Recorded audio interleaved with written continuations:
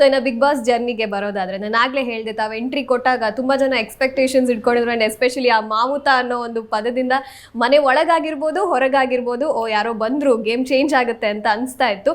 But ನೀವು ನಿಮ್ಮದೇ ಆದಂಥ ರೀತಿನಲ್ಲಿ ಆಡಿದ್ರಿ. ಬಟ್ ನೀವು ಬಂದಾಗ ಅಲ್ಲಿದ್ದಂಥ ಬೇರೆ ಕಂಟೆಸ್ಟೆಂಟ್ಸ್ ನಿಮ್ಮನ್ನ ಹೇಗೆ ರಿಸೀವ್ ಮಾಡ್ಕೊಂಡ್ರು? ತುಂಬಾ ಹಾಸ್ಟೆಲ್ ಆಗಿ ರಿಸೀವ್ ಮಾಡ್ಕೊಂಡ್ರು. ಆ್ಯಕ್ಚುಲಿ ಫಸ್ಟ್ ಬರಬೇಕಾದ್ರೆ ಎಲ್ರೂ ಆ್ಯಕ್ಚುಲಿ ಒಪಿನಿಯನ್ಸ್ ಹೇಳ್ತಾರೆ, ಆಮೇಲೆ ಇಮಿಡಿಯೇಟ್ ಆಗಿ ಯಾರು ಹೇಳಲ್ಲ ಏನು ಅನಿಸಿತ್ತು ಅಂತ.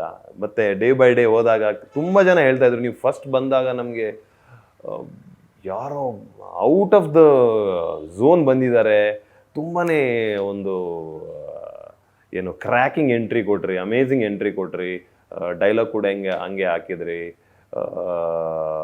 ತುಂಬಾ ಅಂದರೆ ಇಂಪ್ರೆಸಿವ್ ಅನಿಸ್ತು ಅಂತ ಹೇಳಿದ್ರು. So I felt good.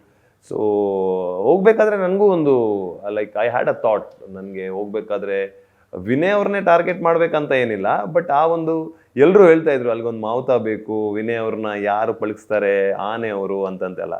So ಅದನ್ನ ಒಂದು ಸುಮ್ಮನೆ ಹಿಂಗೆ ಟೀಸ್ ಮಾಡೋಣ ಅಂತ ಹೇಳಿದ್ದು, ಬಟ್ ಅದೇ ಒಂದು ದೊಡ್ಡ ಒಂದು ಇದಾಗೋ ಸೆನ್ಸೇಷನ್ ಆಗೋಗ್ಬಿಡ್ತು. So yeah, it was nice.